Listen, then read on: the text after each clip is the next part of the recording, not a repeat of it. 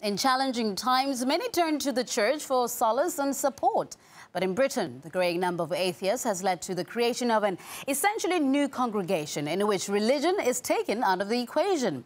Polly Boko spoke to some of the non-believers about what drives them to use the house of God anyway. If you're one of Britain's growing number of atheists, a Sunday morning might present itself as an opportunity to just sleep in and relax. After all, there's no Sunday mass to attend.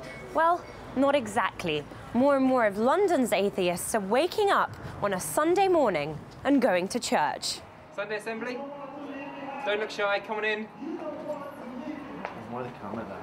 Come on in. But there's no talk of saints or sinners here. We are Sunday Assembly. We like to think of ourselves as part foot-stomping show, part atheist church, 100% celebration of life. So that's what's happening. And it's for people who want to live better, help often, and wonder more. Living better in the Sunday Assembly sense of the term features singing,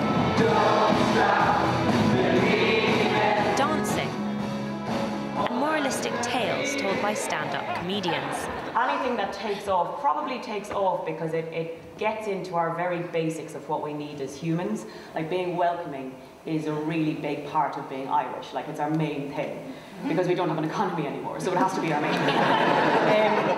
And I noticed that like we're forgetting sometimes to be welcoming. Since its launch, Londoners have been clamouring to attend, with more non-worshippers turning up than can fit into the venue. I was leaving a Christmas carol service about 6 years ago and thought, you know, there's so much about this which I really love. You know, the community coming together, singing songs with people, having mulled wine afterwards. You know, that is all things you can buy. It's just a shame the God part. A quarter of Brits now describe themselves as having no religion, and that figure's going up by 750,000 annually. At the same time, Christianity is losing more than 500,000 followers a year. With trends as they are, the number of atheists is set to overtake the number of Christians by 2030. Congregations are getting older and older.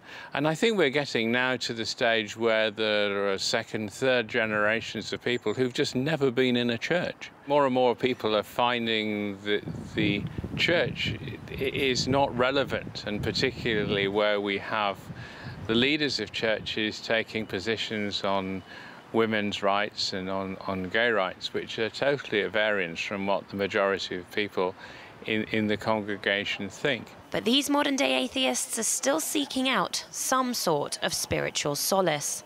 We were really shocked at how many people were here. We weren't expecting this number of people, and I think it says something about how people feel that all these people are here because they're looking for something. I thought, you know, it'd be interesting to kind of be in a group of people all having a chat about how to live our lives, which you don't kind of get except in pubs. It's odd. I haven't been in a church for a few years. First time I go back. There's no cross in there. No cross except for the first aid cross over here.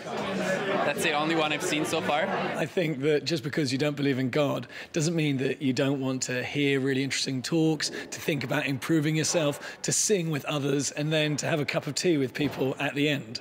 I mean, this is really all the best things about church without the one thing which I'm uncomfortable with, which is the religion part. 14.1 million Brits now describe themselves as faithless, a label that these non-worshippers feel comfortable celebrating.